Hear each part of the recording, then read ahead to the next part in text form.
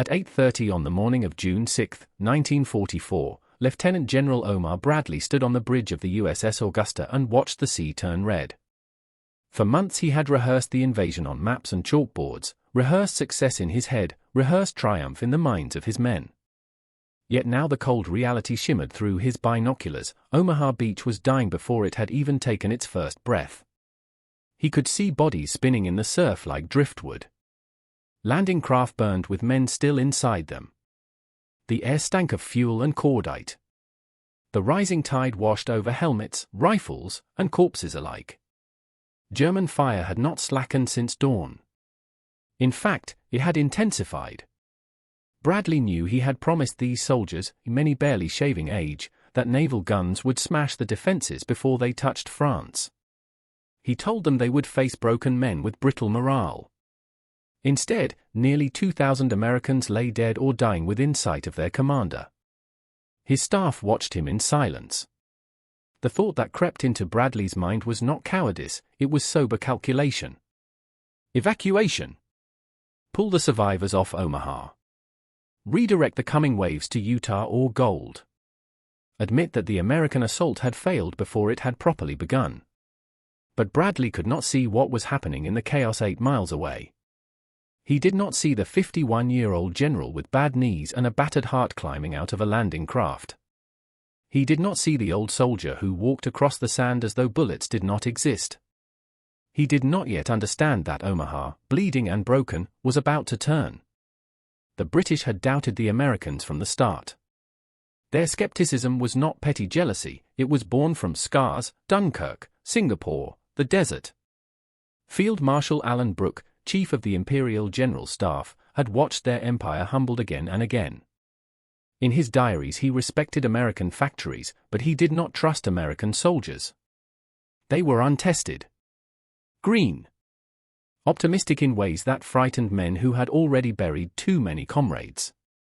To Brooke, victory was not won by enthusiasm, it was ground out by experience, discipline, and caution. American generals, he believed, did not understand the German war machine or the cost of facing it head-on. Winston Churchill shared the same fear. Even for months before D-Day he questioned the very idea of storming northern France. He wanted alternative strategies, Norway, the Balkans, more bombing, more attrition. The British preferred to bleed Germany slowly. The Americans wanted to cut the artery in a single slash. General George Marshall believed in decisive action. Strike the enemy where it hurts most. End the war quickly. Stop the industrial slaughter consuming continents. Two visions, attrition and decision, collided over the invasion plan. The deadlock broke only when Stalin demanded a date. Under Soviet pressure, Roosevelt joined him. Churchill yielded. The invasion was set. Not because the British believed in it, but because delay was no longer politically survivable. Yet doubt remained. Could American troops withstand real German fire? Could their generals adapt when plans dissolved? Could boys from Kansas and Texas survive a storm of steel veterans had endured since Poland? June 6 would answer them.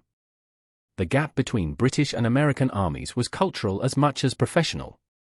The British had 4 years of war behind them, France, North Africa, Italy. They had learned the hard way that German efficiency, discipline, and firepower could not be underestimated. American officers had entered the war in 1941. Their veterans were veterans of Sicily, of Tunisia, not of the Somme or Alamein. British condescension was not imagined. Some officers treated their American counterparts like enthusiastic but inexperienced pupils. Americans resented it. The alliance was real, but brittle. Montgomery embodied these contradictions. He respected Eisenhower but believed, privately and sometimes publicly, that he understood ground warfare better. He believed American troops were brave but required British guidance. He was not entirely wrong, nor entirely right. Bradley felt the strain. He understood that his army was being measured, judged. His men were not just storming a beach, they were storming British expectations. The plan for Omaha assumed a soft target. Intelligence predicted weak static troops of the 716th Division. The beach, planners believed, would crumble under bombardment. But German reality was different. The 352nd Infantry Division, a hardened formation with Eastern Front veterans, arrived months earlier. Younger, fitter, better led, and ready. Above them waited concrete bunkers with interlocking fields of fire. Artillery emplacements. Mortars zeroed in upon the waterline. Steel obstacles mined and angled to destroy landing craft. And every machine gun had been calibrated so when the ramp dropped, the killing began instantly. Then came the failures. Cloud cover forced bombers to overshoot their targets. The German defenses were untouched. The naval bombardment, intended to last hours, lasted 40 minutes. Too short. Too cautious. Too late. And then the sea betrayed them. Amphibious Sherman tanks, designed to swim ashore, foundered in the high swells. Men drowned inside them. Armor support vanished. Air power missed. Naval fire fell short. The plan disintegrated in the surf. When the first waves hit the beach, German guns tore them apart. Company A of the 116th Infantry lost nearly every man.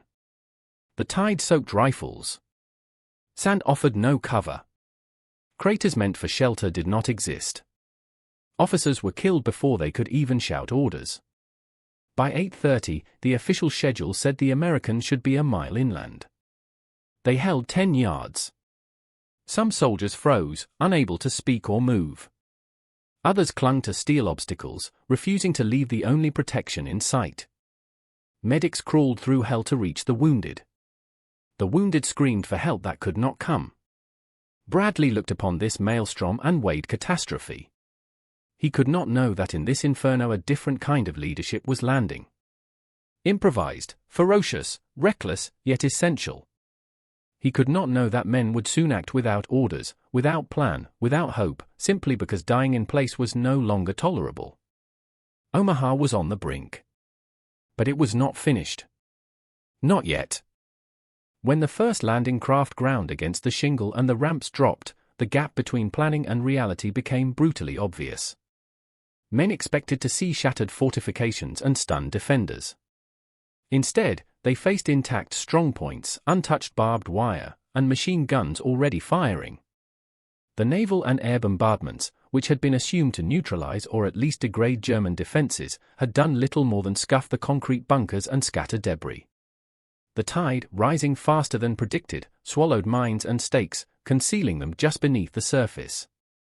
The duplex drive tanks, which were supposed to precede the infantry and lay down covering fire, floundered in the rough seas. Many sank with crews trapped inside, choking on seawater in darkness as waves slammed against steel hulls.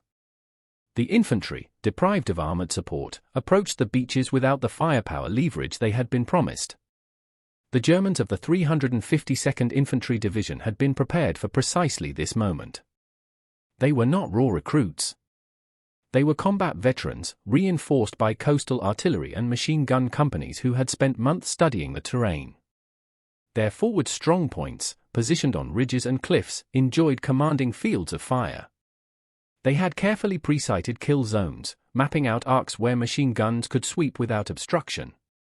Mortars, positioned behind the bluffs, dropped rounds with clinical accuracy on choke points where the landing craft funneled men. When the American troops splashed into neck-deep water, burdened by packs, rifles, radios, and demolition gear, they moved slowly, offering the gunners precisely the targets they had trained to hit. The first 5 minutes were devastation. Bullets tore through men still waist-deep, forcing them to choose between advancing and drowning, or turning back into fire. Officers tried to wave their companies forward, but many fell in the surf before their orders could be understood. Radios went silent as water and rounds destroyed them. Men seeking shelter behind obstacles found nothing more than wooden stakes tipped with mines or steel hedgehogs that offered no real protection. The air filled with the metallic whine of ricochets, the thump of mortar bursts, and the screams of the wounded. The beach was not a battlefield yet.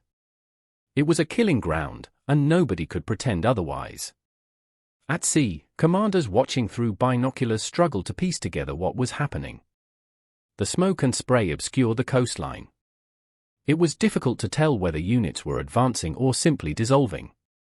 Reports came in disjointed fragments: tanks missing, radio silence, heavy casualties. Bradley, aboard the command ship, was confronted with the possibility that his worst fears were unfolding. He had known Omaha would be difficult, but he had not expected this level of catastrophic disarray in the opening minutes. He understood that without progress, there would be no consolidation, no reinforcements, no expansion inland.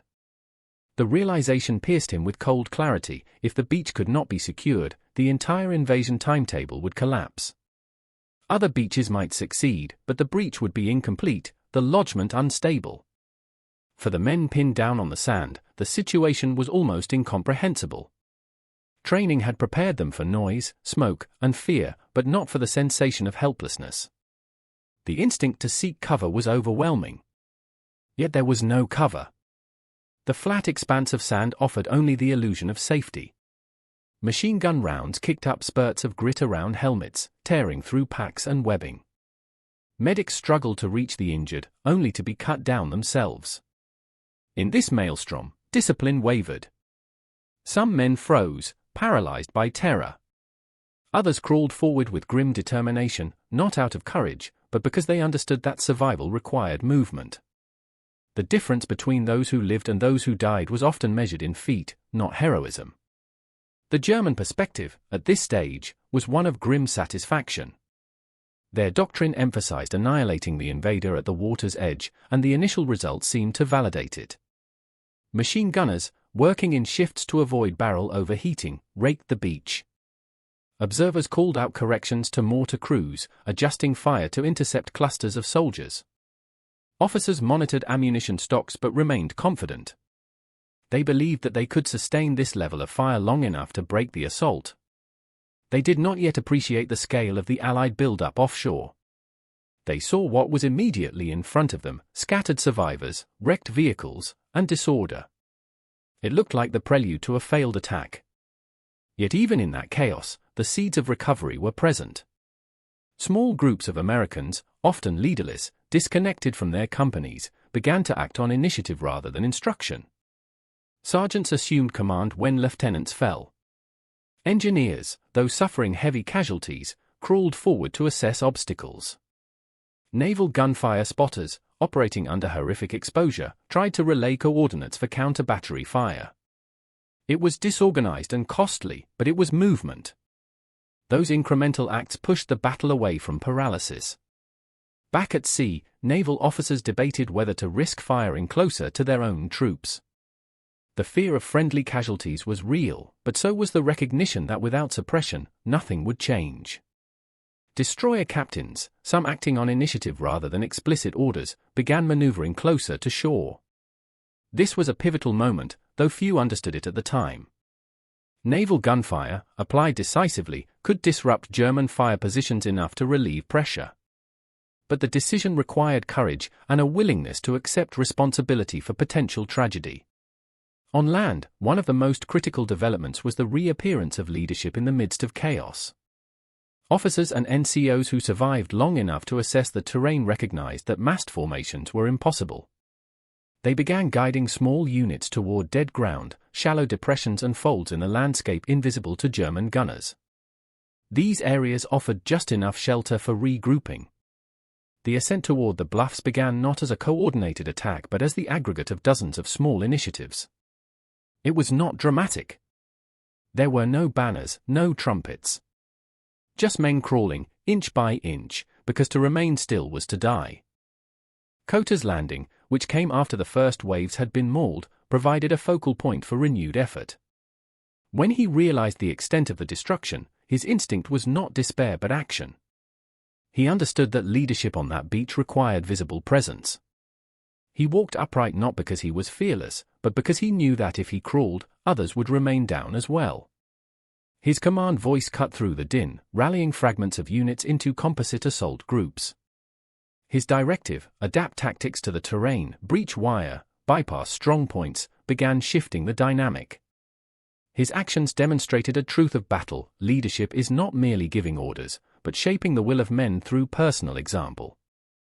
Roosevelt's presence served a similar purpose.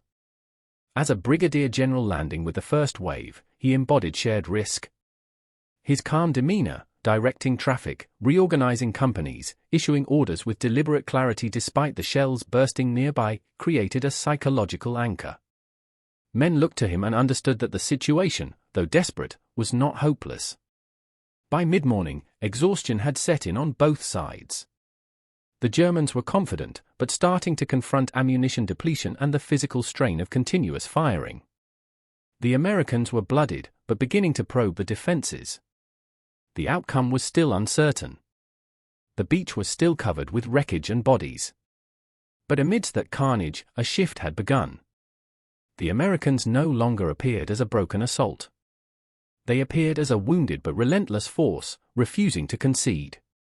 That refusal, more than any tactical factor, marked the turning point. The question no longer was whether men could reach the seawall. It was whether they could push beyond it. The battle was transforming, slowly and painfully, from slaughter to struggle. Despite the stories that later framed Omaha as inevitable, nothing felt inevitable on that beach. For the officers who managed to stand upright and rally clusters of disoriented men, the battle seemed to balance on a knife's edge. Smoke drifted across the waterfront, turning the morning light into a grayish haze that stung the eyes and made distances deceptive. Corpsmen knelt beside the wounded with hands trembling, some whispering prayers, others simply going through the motions of bandaging and morphine because that was the only thing keeping them sane. The beachmaster staff, whose role was normally to organize traffic and supplies, found themselves digging in like infantrymen, firing back at bunkers they could barely see. There was no single image, no snapshot, that could capture the scene. It was a mosaic of chaos, a lieutenant screaming into a field phone that no longer worked, a private throwing sand over his helmet while crawling on his elbows, a sergeant dragging a flamethrower tank through water splashing with tracer fire. And yet, beneath that horror and desperation, threads of order began, slowly, to re-emerge. The German defenders, for all their discipline and training, could not ignore the physical and psychological toll mounting before them. In the opening hours, their machine guns had cut down wave after wave with terrifying efficiency. But ammunition was not infinite. Their gunners' arms ached from recoil and gas blowback, eyes watering from cordite fumes, and the barrels of their weapons glowed faintly from prolonged firing. Communications were fraying as forward outposts lost lines to naval shelling. Officers looked over their shoulders toward reserves that were not coming. Hitler's insistence on holding armored divisions in the interior meant that counterattacks could not be mounted quickly. Rommel, the architect of the Atlantic Wall's forward deployment, was in Germany, and his absence, combined with rigid command structures, meant that junior commanders could not improvise at the same pace as the Americans began to. The defenses were formidable, but they were not infinite, and the first signs of strain became visible. Major General Clarence Hubner, Bradley's trusted subordinate commanding the 1st Infantry Division, was receiving fragmented radio messages indicating that small groups had reached the shale ledges at the base of the bluffs. He could not yet claim a breakthrough, but he sensed a shift. The grim calculus that had defined the first hours, counting casualties without progress, was changing to one in which sacrifice yielded tangible gains. Bradley, reading these developments through incomplete and delayed reports, felt the weight on his chest lighten slightly. He had not fully abandoned the idea of evacuation, but he began to see it as a contingency rather than an imminent decision. For the first time, hope intruded into the terror. On the beach, Colonel George Taylor of the 16th Infantry Regiment confronted a paralyzing sight. Men had gone to ground, pinned by fire and instinct. Taylor understood that waiting for perfect conditions would only lead to more death. He shouted, "There are two kinds of people on this beach, those who are dead and those who are going to die. Now let's get the hell out of here." It was not inspiration in the romantic sense. It was blunt reality, spoken by a commander who recognized that immobility meant extinction. Those words, like Cota's earlier directive, spread from man to man, sometimes repeated verbatim, sometimes paraphrased, but always understood. A collective realization dawned: survival required movement. The psychological shift was as important as any artillery shell. Engineers, who had been derided by some infantrymen before the invasion as rear-echelon specialists, now earned respect in blood. Using Bangalore torpedoes, they crawled to wire obstacles under rifle and milligram fire that kicked up spurts of sand inches from their hands. When they detonated charges that blew gaps through concertina wire, infantry surged through, finally finding avenues of approach toward the bluffs. Flamethrower teams, working in pairs, assaulted pillboxes whose apertures spat bullets.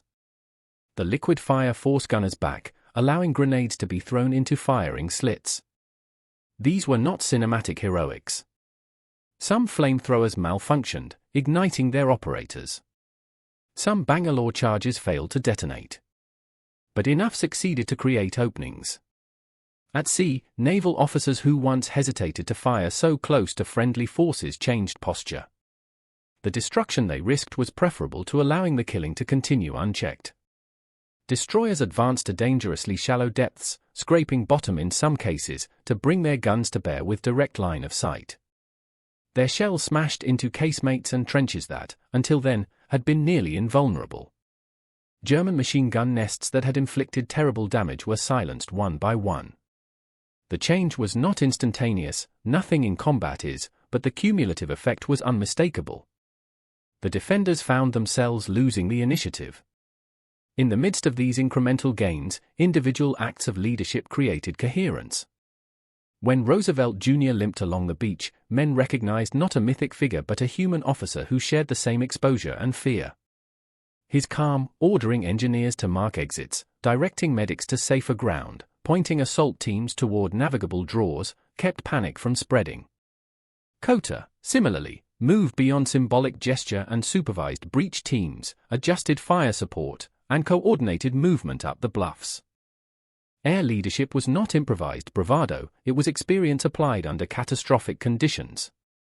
Roosevelt's earlier decision to land with his men paid dividends here. He understood their mindset because he stood beside them. German defenders, witnessing the Americans reaching the base of the heights, recognized the shift. They fired downward, seeking to exploit the elevation advantage, but the angle now worked against them. They could not depress their guns sufficiently to sweep the slopes entirely. Grenades rolled downhill, smoke obscured fields of fire, and Americans began using dead ground, those folds in terrain invisible from above, to inch upward. The German plan relied on preventing any foothold at the base. Once that line was compromised, their interlocking fields of fire became fragmented. Their confidence remained high, but their certainty eroded. By midday, the psychological environment had changed dramatically. In the morning, Americans had asked whether holding the beach was possible. Now they asked how long until they could clear the bluffs. It was not arrogance. It was the recognition that the point of no return had been crossed. When the first squads reached the top and established positions, still tenuous, still contested, the symbolic impact outweighed the tactical. The beach was no longer killing ground alone. It became a staging area. Supply boats could unload with slightly less terror. Units could reorganize, officers could take stock, and medics could evacuate the wounded. Bradley received the news not as triumphant victory, but as a reprieve. He knew the casualties had been grievous. He knew the success, if confirmed, would be measured in inches rather than miles. But he also knew a simple fact: Omaha had not folded. The German assumption that a forward-deployed division could annihilate an invasion before it took root had been broken. The Atlantic Wall, at least on this sector, ceased to be a wall. It became a door. A blood-soaked, shattered door, but a door nonetheless. And once opened, it could not be closed again. The men who first crested the bluffs did not cheer. They looked behind them, down the slopes, to the carnage on the beach, and understood the cost. Their victory was not accompanied by elation, but by exhaustion and a grim awareness that the day was far from over. They still had to push inland. They still had to face counterattacks, minefields, and artillery. But the existential question that defined the morning, whether Omaha would fail, was fading. In its place emerged another question: what could they achieve with the ground they had won? The success on the bluffs did not mean the end of danger. When the first platoons reached the crest, they found no sanctuary waiting for them. The Germans had secondary positions, trenches, foxholes, and machine gun pits, constructed specifically to contest any foothold. The Americans who reached the top were exhausted, thirsty, and often disorganized. Many had lost squad leaders or platoon commanders along the way. Yet, they pressed forward, driven less by momentum than by necessity. They understood instinctively that stopping would invite counterattack. Their rifles were slick with seawater and sand. Mortar rounds fell among them, sending shards of earth and shrapnel into already frayed nerves. Still, they advanced, often in small fire teams, clearing strong points with grenades and rifle fire in brutal close combat. German defenders were now facing a scenario they had trained to prevent: an enemy force inside their defensive perimeter. Their forward bunkers had been designed to repel troops on the beach, not to withstand attacks from behind. Machine gun crews who had inflicted such terrible casualties earlier found themselves exposed to enfilading fire as Americans approached from angles the defensive architecture did not cover. Officers shouted orders to reorganize stand-up defense lines, but confusion spread. The battle had shifted from coordinated fire into fragmented firefights in hedgerows and trenches where visibility was measured in meters. When the Americans seized a crossroads atop the bluff, they gained their first tactical prize, a point from which they could direct reinforcements and supplies safely inland. By early afternoon, Allied naval commanders could finally reduce the intensity of fire, not because the beach was fully secure, but because targets inland now mattered more than the strongpoints overlooking the water. Destroyers shifted attention to road junctions and suspected assembly areas where German reserves might counterattack. This was the moment when German command structure showed its weakness. The armored divisions that could have crushed the breach were still held back, not because officers on the ground wished it, but because strategic authority insisted on waiting for clarity. That clarity never came. The German High Command, influenced by deception operations that convinced them Calais was the real objective, hesitated. Hours passed. Those hours were decisive. On the beach below, the transformation was astonishing. Places that had been death traps at dawn became landing zones for supplies by afternoon. Bulldozers, brought ashore under fire, began clearing lanes through wreckage and debris. Medics established improvised aid stations behind dunes. Chaplains moved among the wounded, offering comfort to men whose strength was ebbing. The tide, which had been an enemy in the morning, now receded, revealing obstacles that engineers could dismantle or mark for removal. Naval beach battalions, often overlooked in popular histories, imposed order on chaos. They established traffic flow, signaled landing craft, and coordinated with artillery spotters to guide supporting fire further inland. Their work lacked the drama of infantry assault, but without it, the lodgment would have withered. Bradley received the evolving reports with relief tempered by sobriety. Omaha had not been taken. It was being held. The distinction mattered. The cost was staggering, and he knew that history would measure him by this day. He also understood that over the coming days, the Americans would have to push further inland, linking with British and Canadian forces, securing Saint-Lô, and establishing logistics corridors that could sustain armies. But the psychological burden that had weighed on him during the morning, the specter of evacuating a beach under fire, had lifted. The catastrophe he feared had not materialized. It had been replaced by a harsh but undeniable success. For the soldiers on the bluffs, victory did not feel like triumph. It felt like survival. Many sat quietly for the first time since dawn, their bodies shaking from adrenaline depletion and exhaustion. They looked over the edge toward the beach, now littered with burned vehicles, broken weapons, and motionless shapes, and understood the enormity of what had occurred. Some vomited. Others wept. A few smoked in silence, their hands trembling. They did not speak of glory.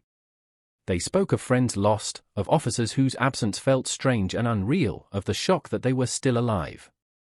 No historian, no documentary, could fully convey the sensory memory: burning cordite in the throat, salt water on lips, the metallic taste of fear, the ringing in ears that no longer heard clearly. German survivors shared their own shock. They had believed the Atlantic Wall could withstand any assault. When it failed, they felt a mixture of disbelief and frustration. Their officers blamed lack of reserves, lack of armored support, lack of unified command. Enlisted men whispered that the scale of the invasion was beyond anything they had imagined. Some recognized that the war's balance had shifted. Others clung to hope that the breach could still be contained.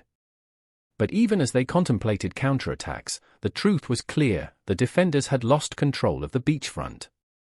The initiative, once firmly in their hands, had passed to the invaders. As the day waned, Allied units pushed inland to secure ground that would prevent German counterattacks from driving them back.